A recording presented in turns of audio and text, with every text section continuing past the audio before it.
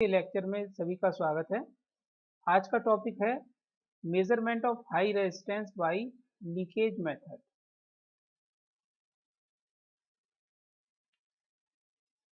Measurement of high resistance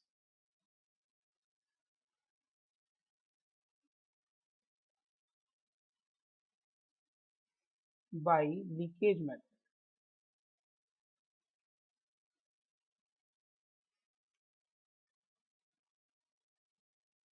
Hindi में इसे बोलते हैं क्षरण विधि द्वारा उच्च प्रतिरोध का मापन।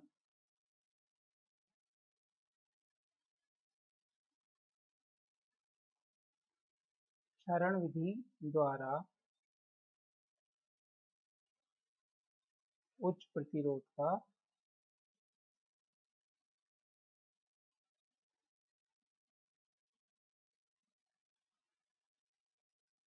मापन।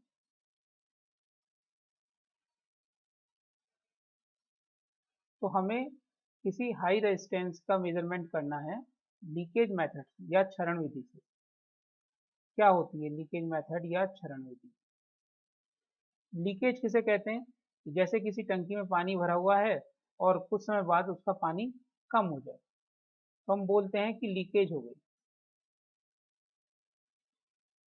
अब ऐसी ही घटना इलेक्ट्रिसिटी में या इलेक्ट्रॉनिक्स में कहाँ होती है? क्षरण विधि या लीकेज मेथड हम लगा रहे हैं तो कोई चीज लीक होनी चाहिए। तो कौन सी चीज लीक होगी यहाँ पर? यहाँ पर लीकेज होगी कैपेसिटर के अंदर रखे हुए चार्ज। हम अभी तक ये मानते हैं कि जो कैपेसिटर होता है वो आइडियल होता है ना, अगर उस पर कोई चार्ज दे दिया तो हमेशा चार्ज उतना ही रहेगा। फिर हमने पढ़ा कि इससे पहले के वीडियो में कि जब हम कैपेसिटर को किसी रेजिस्टेंस के द्वारा डिस्चार्ज करते हैं तो चार्ज की वैल्यू घटने लगती है। वो भी क्या हो गया, एक लीकेज हो गई। इसके अलावा चार्ज कोई कैपेसिटर रखा हुआ है और उसको हमने चार्ज दे रखा है, मान लीजिए हमने उसको 20 कूलाम दे रखा है और 2-1 घंटे बाद जब हम देखते हैं तो 20 कूलाम से कुछ कम हो जाता है, तो इसका मतलब उसमें कहीं ना कहीं कुछ लीकेज हो गई। यहाँ पर लीकेज का मतलब है कि जो कैपेसिटर के अंदर चार्ज रखा हुआ है उसकी वैल्यू का कम होना। तो इसका जो सिद्धांत है लीकेज मेथड का वो ये है कि जब जब किसी कैपेसिटर को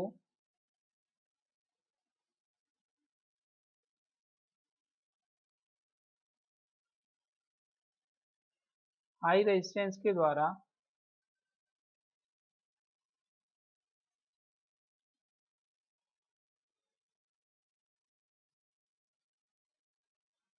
डिस्चार्ज करते हैं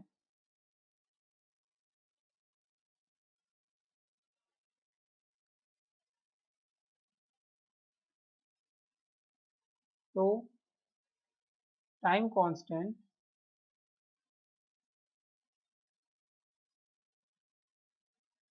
टॉ इज इक्वल टू आरसी का मान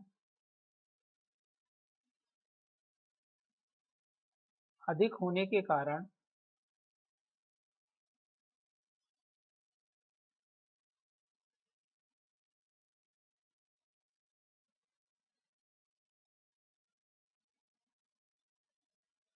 आवेश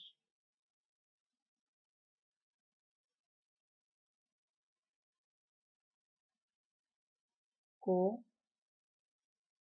डिक्रीज होने में कुछ टाइम लगेगा।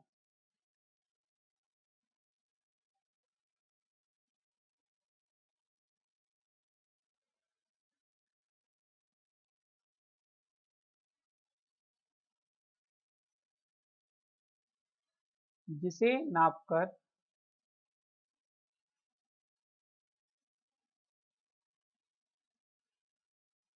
रेजिस्टेंस आर की वैल्यू ज्ञात की जा सकती है।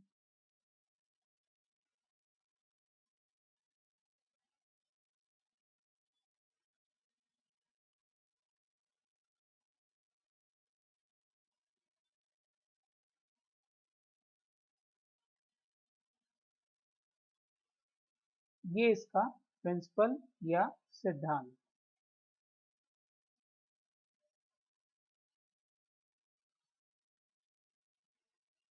तो जब हम कैपेसिटर को डिस्चार्ज करते हैं किसी रेजिस्टेंस के थ्रू, जैसा कि पिछले वीडियो में था,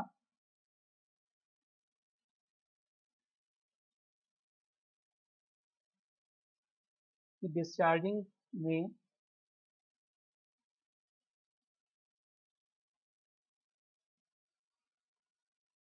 अगर कैपेसिटर फुल चार्ज है और उस पर चार्ज क्यू नॉट है, तो आफ्टर टाइम टी उस पर चार्ज क्यू रह जाता है। और उसका फार्मूला हमने पिछले वीडियो में देखा था,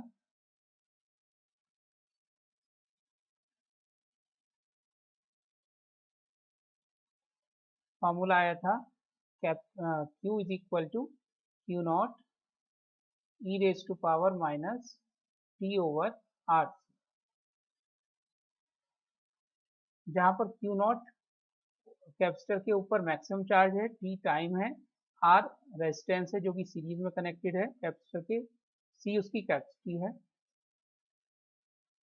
तो इस फार्मूले से हमें आर का मान निकालना है।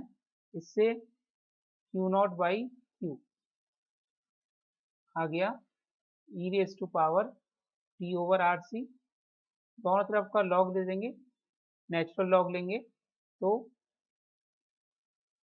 ln Q naught by Q is equal to T over R C, और आर की वैल्यू इससे रीअरेंज करेंगे, R is equal to small T over, जब हम नेचुरल लॉग को लॉग टू दी बेस 10 में चेंज करते हैं तो 2.3026 से मल्टीप्लाई करेंगे, C capacitance log Q naught over Q to the base 10। तो अगर हम प्रैक्टिकल से क्यू नॉट ओवर क्यू की वैल्यू, टाइम टी की वैल्यू ज्ञात कर लें और सी की वैल्यू हमें दी गई हो, तो इस फार्मूले में रख के हम अज्ञात हाई रेजिस्टेंस आर का मान ज्ञात कर सकते हैं।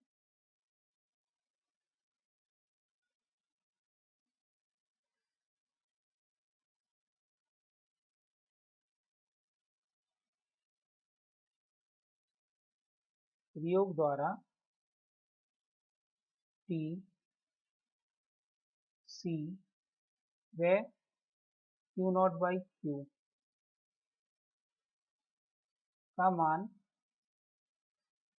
ज्ञात करके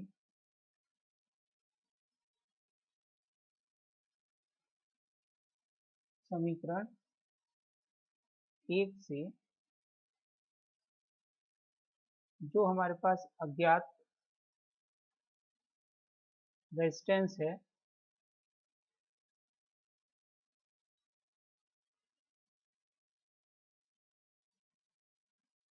उसकी वैल्यू निकाल लेंगे।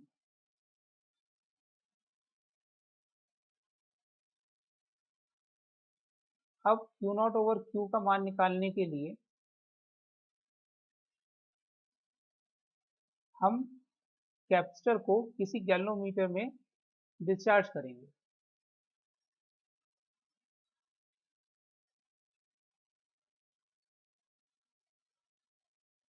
कि गैल्वेनोमीटर में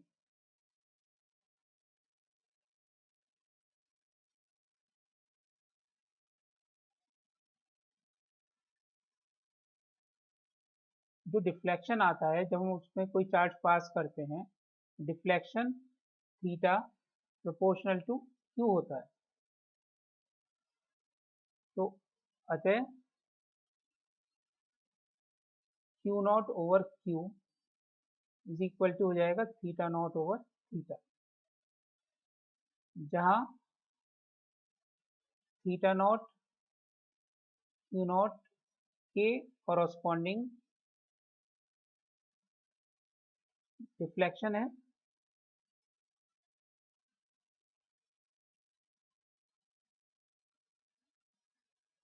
और थीटा क्यू के करस्पॉन्डिंग डिफ्लेक्शन है, विक्षेप है।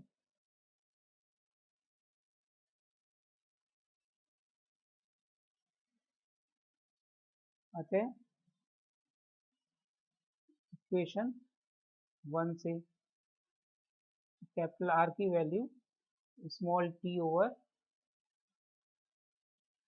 2.3026 into capital C into log 10 और लॉग लिया आपके हमने थीटा नॉट ओवर थीटा का। चाहे तो हम इक्वेशन 1 से और चाहे हम इक्वेशन 2 से प्रैक्टिकल से वैल्यू निकालेंगे और यहाँ रखकर कैपिटल आर का मान हमें ज्ञात हो जाएगा।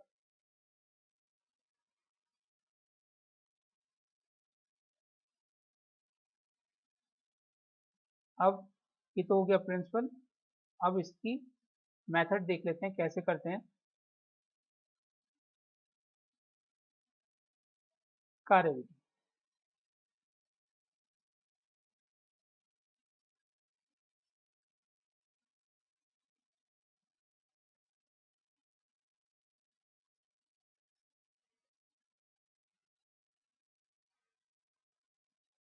इसमें हम क्या करेंगे, एक ज्ञात धारिता, ज्ञात कैपेसिटी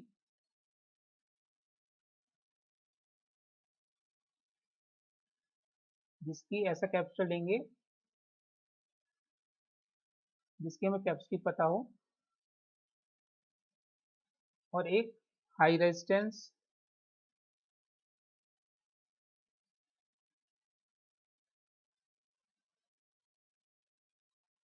एक गैल्वेनोमीटर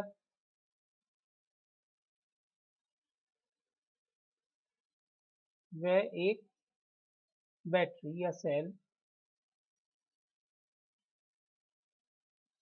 सबको हम पैरेलल में लगा देंगे।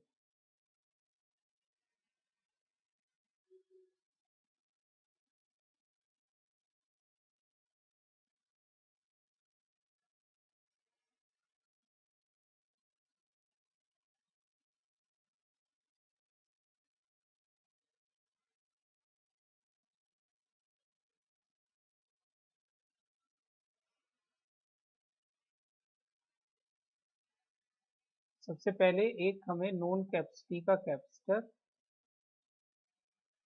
उसके पैरेलल में एक हाई रेजिस्टेंस,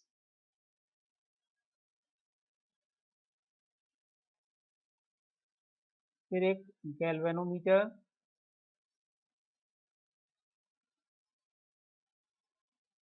और फिर एक सेल।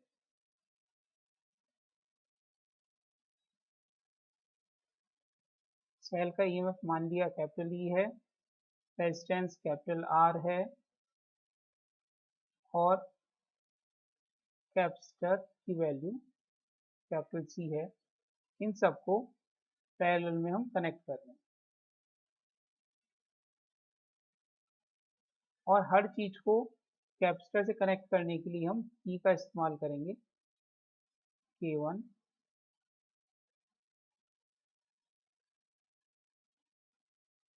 K2,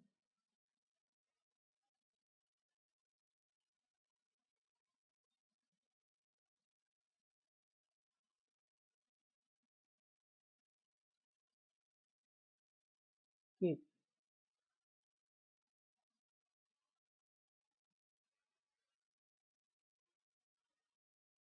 इस तरीके से हम सर्किट बना लेंगे। अब निम्न प्रकार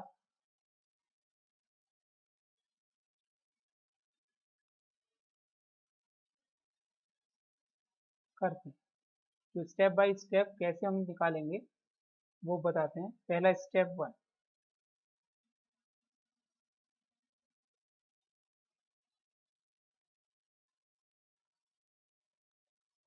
क्लोज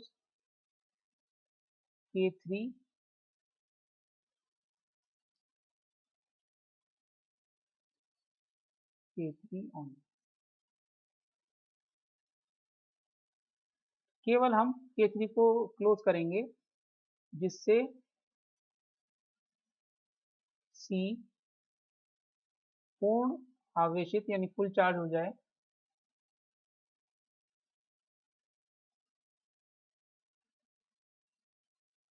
और इस पे चार्ज कितना आ जाए, Q naught is equal to C.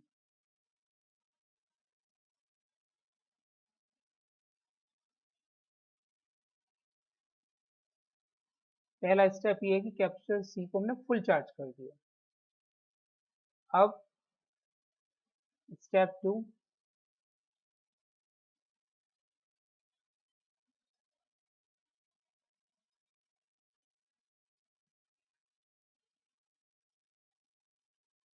Close K2 only,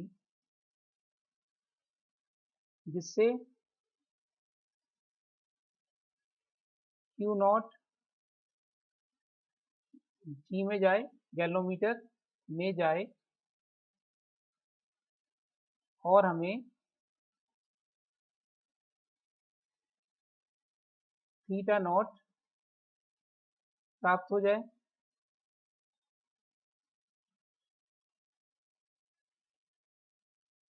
step 3,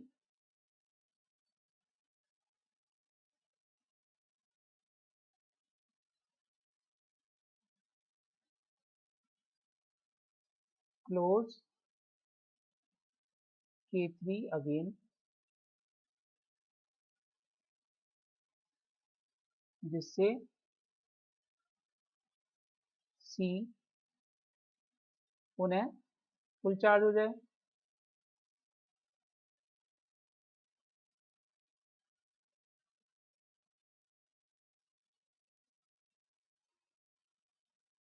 और इसके बाद हम क्या करें, now close K1 for time small T को हम स्टॉप वॉच से मेजर कर लेंगे, 10 सेकंड, 5 सेकंड, जो भी मेजर करना है, जिससे कुछ आवेश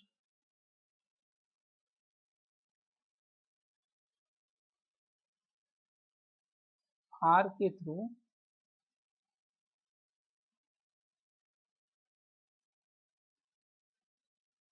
प्रवाहित हो जाए,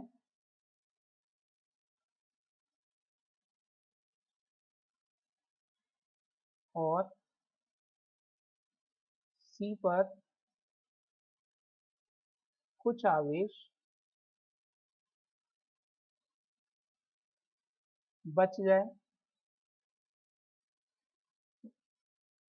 मान लेते हैं स्मॉल क्यू आवेश बच जाते हैं।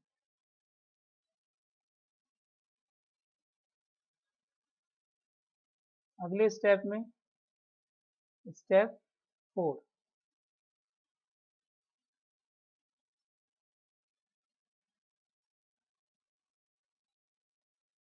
बचे आवेश को K2 क्लोज करके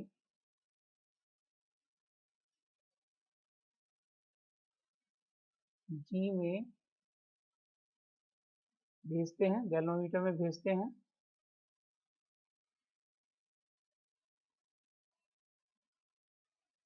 इससे थीटा प्रोपोर्शनल टू क्यू प्राप्त हो जाता है।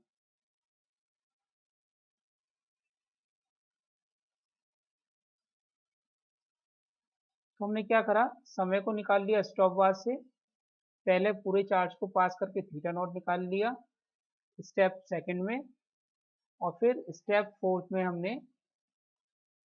बचा हुआ चार्ज जो थीटा है, उसके बचा हुआ चार्ज जो क्यू है उसके करस्पॉन्डिंग थीटा थीटा निकाल लिया। तो इक्वेशन 2 में रखने के लिए हमारे पास सारी वैल्यूज आ गई। अब इससे केवल हमें एक रीडिंग मिली। अब हमें क्या करना है कि स्टेप 3 को और स्टेप 4 को रिपीट करना है। स्टेप 5,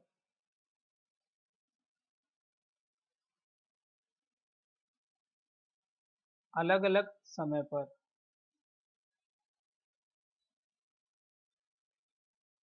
समय टी के लिए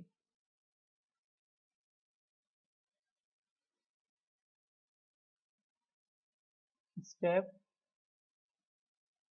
3 व 4 को दोहराते हैं और मान ज्ञात कर लेते हैं।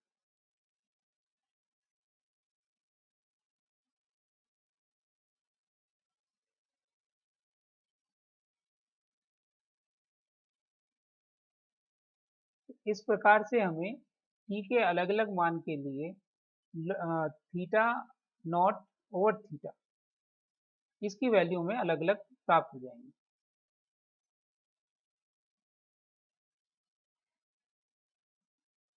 अब ये तो प्रैक्टिकल का हो गया। उसके बाद अब जो हमारे पास वैल्यूज आ गई log theta naught over theta व टी के बीच ग्राफ खींचते हैं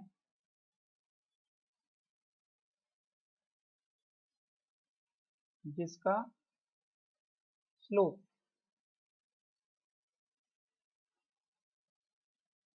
लॉग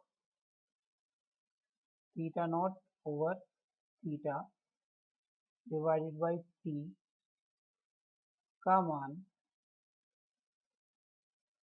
समीकरण 2 में रखकर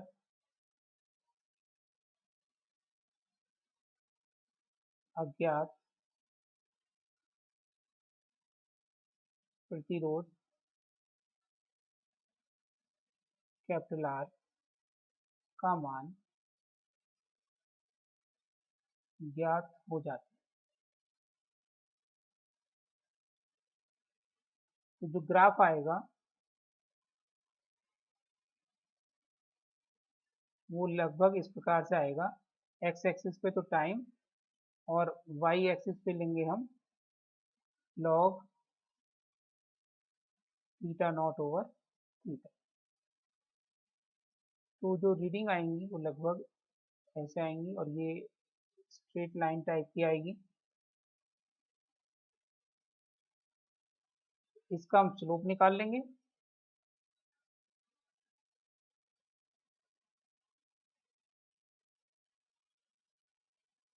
delta Y over delta X और ये वैल्यू हम इक्वेशन 2 में रखकर आर का मान ज्ञात कर देंगे। तो इस प्रकार से अज्ञात उच्च प्रतिरोध का मान ज्ञात हो जाता है। अब इसमें एक बात आती है कि हम उच्च प्रतिरोध आर का मान ही क्यों निकालते हैं। आर का मान निम्न होने पर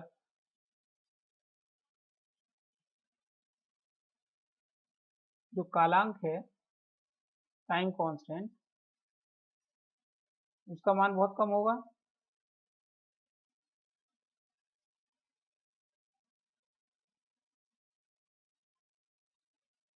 और इस कारण सी कैपेसिटर जो है वो तुरंत डिस्चार्ज हो जाएगा।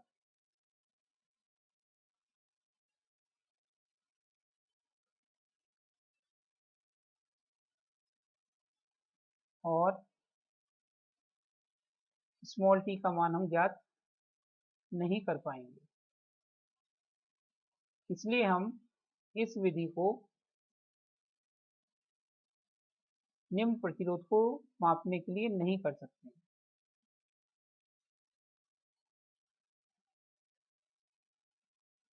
इससे केवल उच्च प्रतिरोध ही नापे जा सकते हैं। तो यहाँ हमने करंट को लीक किया बाहर रेजिस्टेंस आर में, लेकिन कोई भी चीज परफेक्ट नहीं होती। ऐसे ही कैपेसिटर भी परफेक्ट नहीं होता। तो लीकेज बाहर के अलावा उसमें अंदर भी लीकेज होती है। उस कारण से जो अज्ञात प्रतिरोध हमने R माना है, वो वैल्यू बिल्कुल एक्चुअल ना होकर कुछ अंतर पे होगी। अब कितने अंतर पे होगी उसका हम करेक्शन देखते हैं। संधारित्र के स्वयं क्षरण द्वारा उच्च प्रतिरोध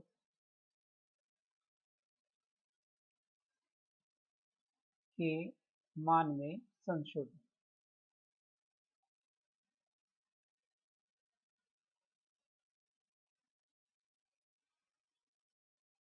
correction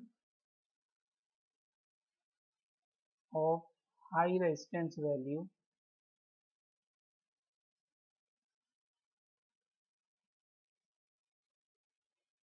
due to self leakage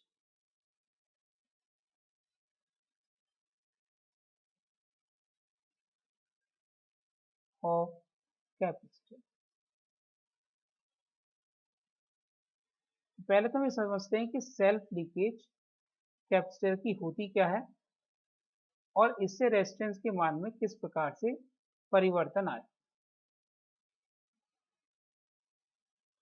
जैसा अभी हमने कहा कि कोई भी कैपेसिटर परफेक्ट नहीं होता। अगर हमने इस पे कैपेसिटर सी पर कुछ चार्ज क्यू नॉट दे दिया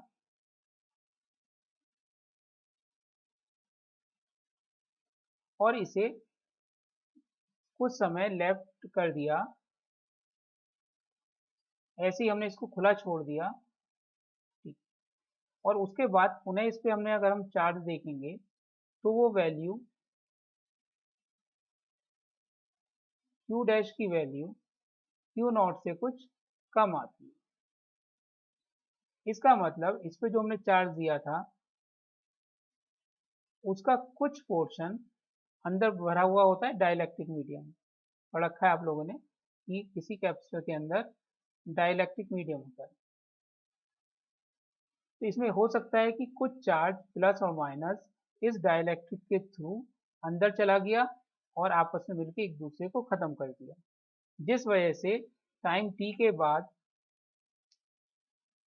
टाइम टी डैश के बाद इस पर चार्ज की जो वैल्यू है वो क्यू नॉट से कुछ कम रह गई। तो परावैद्युत या डाइलेक्ट्रिक के कारण जो कुछ चार्ज लॉस हो जाता है उसको हम बोलते हैं सेल्फ लीकेज। तो loss of charge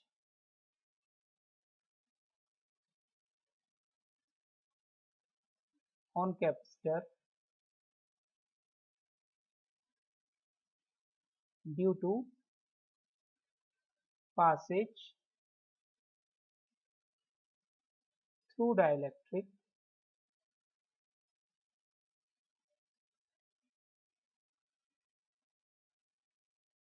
between plates is called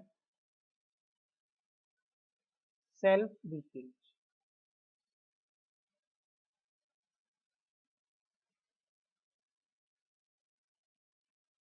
यानी परावैद्युत, जो दो प्लेटों के बीच में परावैद्युत रखा है उसके कारण जो चार्ज समय के साथ इसमें से पास हो जाता है उसको हम सेल्फ लीकेज या स्वयं क्षरण कहते हैं। तो हम ये कह सकते हैं कि जो कैपेसिटर है वो एक रेजिस्टेंस की तरह काम कर रहा है जिसके थ्रू चार्ज पास हो गया। यानी दोनों प्लेट के बीच में एक रेजिस्टेंस हो गई जिसे हम डिनोट करेंगे कैपिटल आर और नीचे उसमें सबस्क्रिप्ट में एस एल, सेल्फ लीकेज। तो हम मान सकते हैं कि परावैद्युत माध्यम एक रेजिस्टेंस आर एस एल के इक्विवेलेंट है। तो जो सर्किट अभी तक हम ले रहे थे आदर्श कैपेसिटर या आइडियल कैपेसिटर मानकर, उसमें कुछ चेंज आ जाएगा। उसमें चेंज ये आ जाएगा कि जब हम किसी एक्सटर्नल रेजिस्टेंस आर में कैपेसिटर को टी टाइम के लिए डिस्चार्ज कर रहे थे, तो उस वक्त केवल हमने रेजिस्टेंस ली थी कैपिटल आर। अब वो वास्तव में कैपिटल आर रेजिस्टेंस ना होकर पर इसके परावैद्युत की जो रेजिस्टेंस है आर एस एल, और कैपिटल आर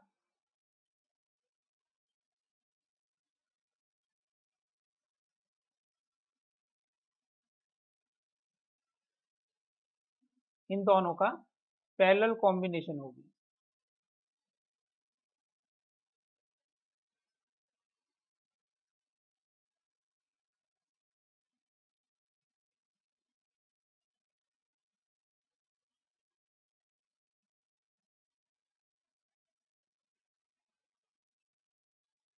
अतः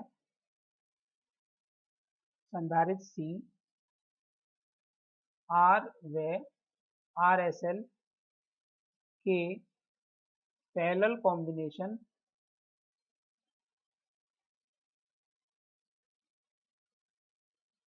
संयोजन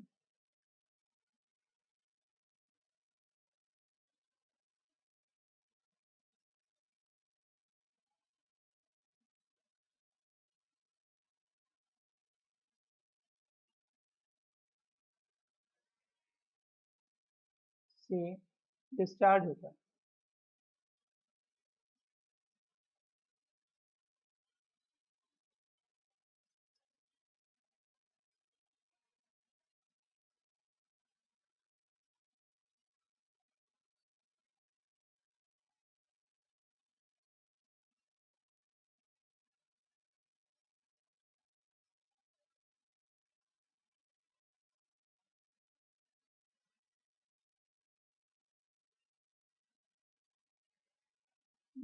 इसको हम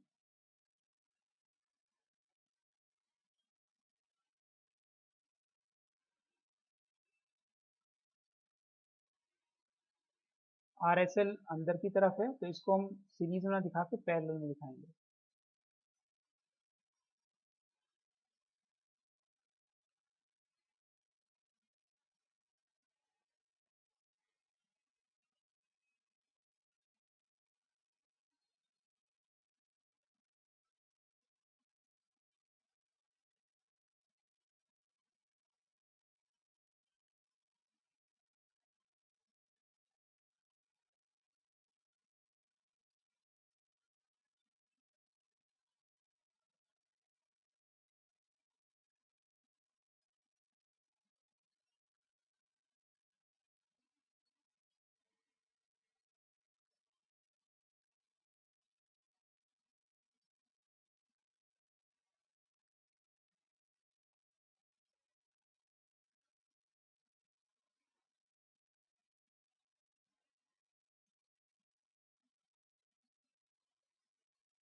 इसका मतलब जो हमने आर की वैल्यू अभी निकाली थी इससे पहले, वो कैपिटल आर उच्च प्रतिरोध का वास्तविक मान ना होकर आर एस एल और उच्च प्रतिरोध के वास्तविक मान का समांतर क्रम संयोजन है। अतः उच्च प्रतिरोध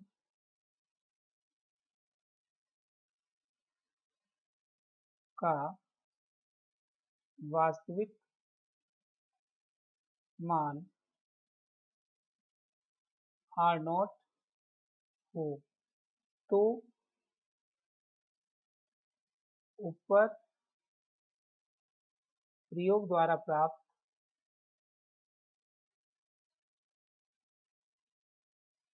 कैपिटल आर, आर नॉट व आर एस एल का पैरेलल कॉम्बिनेशन होगा।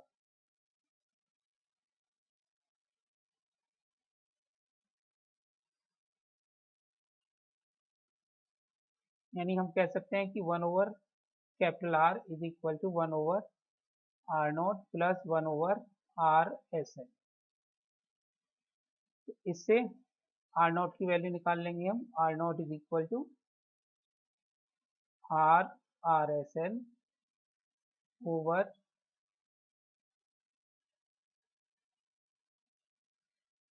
Are S L minus capital are.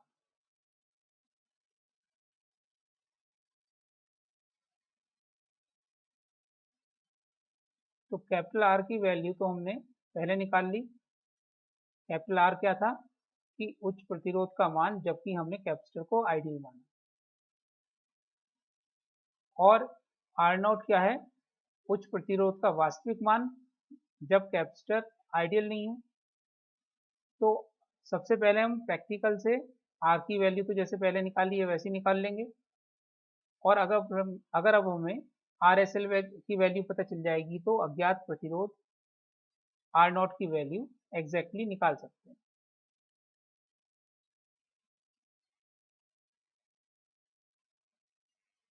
अतः आर एस एल ज्ञात होने पर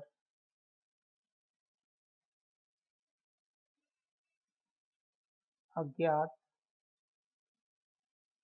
उच्च प्रतिरोध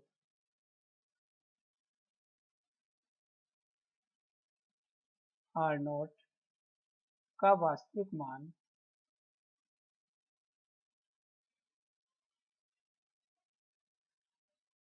ज्ञात किया जा सकता है।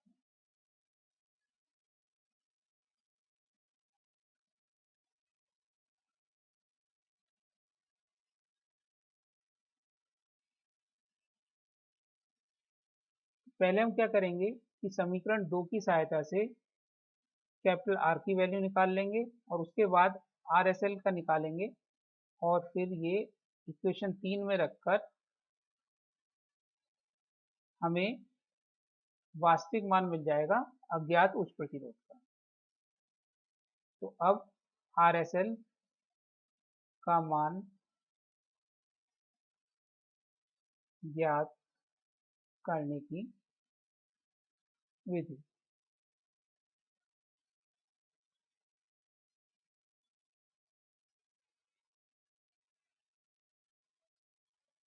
स्टेप 1 फिगर वही रहेगी ऊपर वाली, यानी जिसमें एक कैपेसिटर, एक हाई रेजिस्टेंस गैल्वेनोमीटर और बैटरी हमने पैरेलल में लगा रखी है। स्टेप 1 सी को फुल चार्ज करके जी के द्वारा, गैल्वेनोमीटर के द्वारा theta naught proportional to Q naught ज्ञात करेंगे। ये तो पहला स्टेप हो गया। स्टेप 2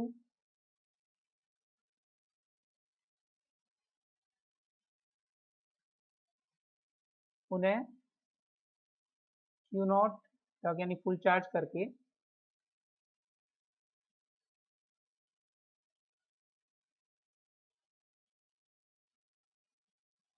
सी को टी डैश समय के लिए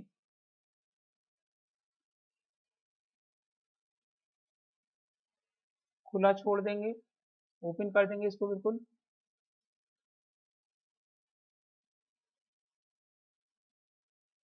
जिससे कुछ आवेश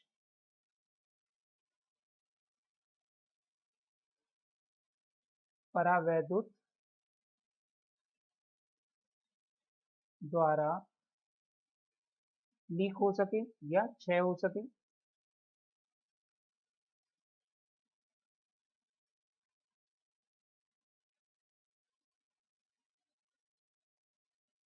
अब शेष आवेश क्यू डैश के लिए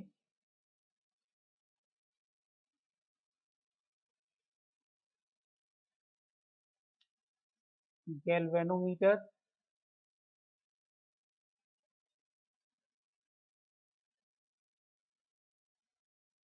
जी से theta dash is equal to theta dash proportional to Q dash प्राप्त कर लेंगे।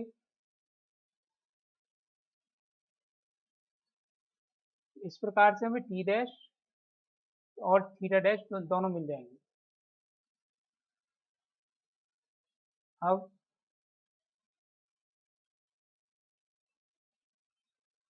समीकरण 2 से R S L is equal to T dash over 2.3026 into C into log 10 theta naught over theta dash.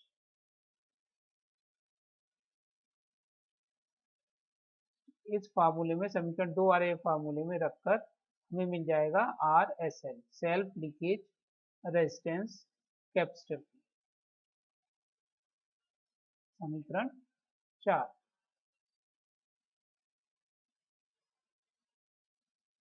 अब समीकरण 2 व 4 से मान 3 में रखकर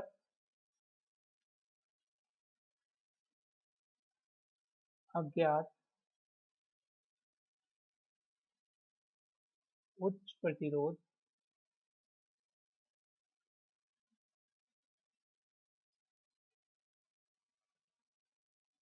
का वास्तविक मान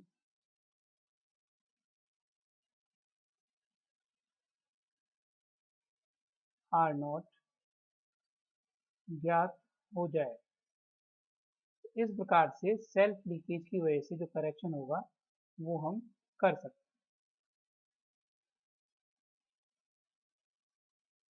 तो ये तो था measurement of high resistance bye leakage method and correction for self leakage. एक क्वेश्चन ले लेते हैं। क्वेश्चन ये है कि यदि कोई कैपेसिटर फुल चार्ज होने के बाद 50 डिवीजन देता है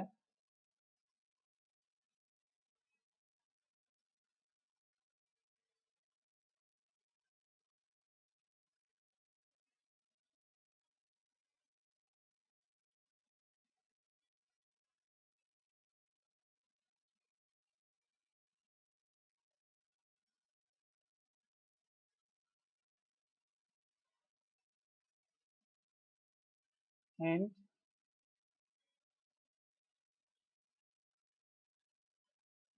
when it discharges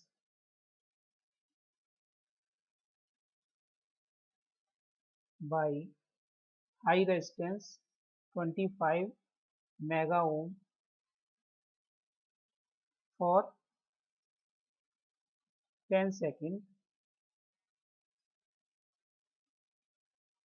then it gives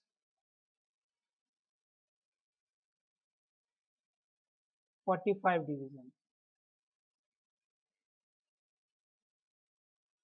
on galvanometer.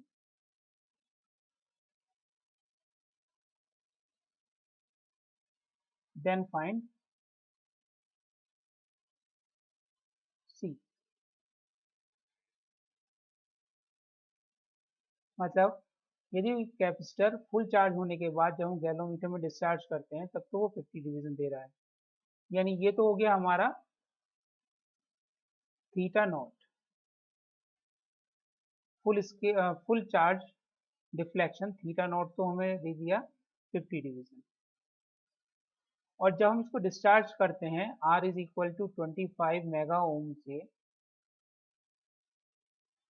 समय 10 सेकंड के लिए,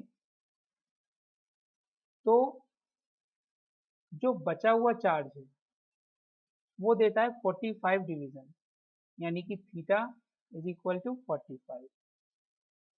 हमें बताना है कि C की वैल्यू क्या है। हमें क्वेश्चन में एक चीज और दी है, गिवन log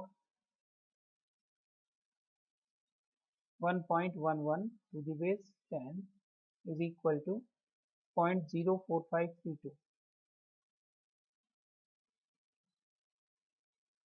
हाँ जी, तो अब हमें इन सब वैल्यू से सी की वैल्यू निकालनी है। तो हम जानते हैं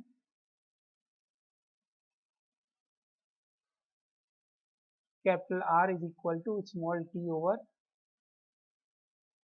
2.3026 into capital C into log theta naught over theta to the base 10। और इस फार्मूले से हमें सी निकालना है। C is equal to T over 2.3026 into R into log theta naught over theta to the base 10। अब इसमें हम दिए गई वैल्यूज रख लेंगे। P की वैल्यू है 10, 2.3026 इंटू आर की वैल्यू है 25 मेगा ओम यानी कि 25 इंटू 10⁶, और लॉग ये हो जाएगा 50/45 टू द बेस 10।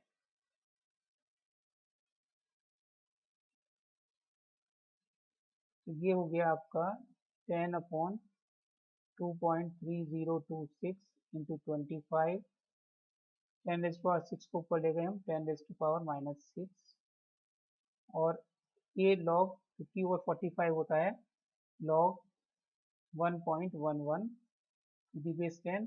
इसकी वैल्यू हमें क्वेश्चन में दी गई है लॉग की, वो वैल्यूज रख देंगे और कैलकुलेट करके डायरेक्ट आंसर आ जाएगा C is equal to 3.83 microfarad. इस प्रकार से डायरेक्ट फार्मूले में रखकर ही आंसर आ जाएगा बीएससी लेवल।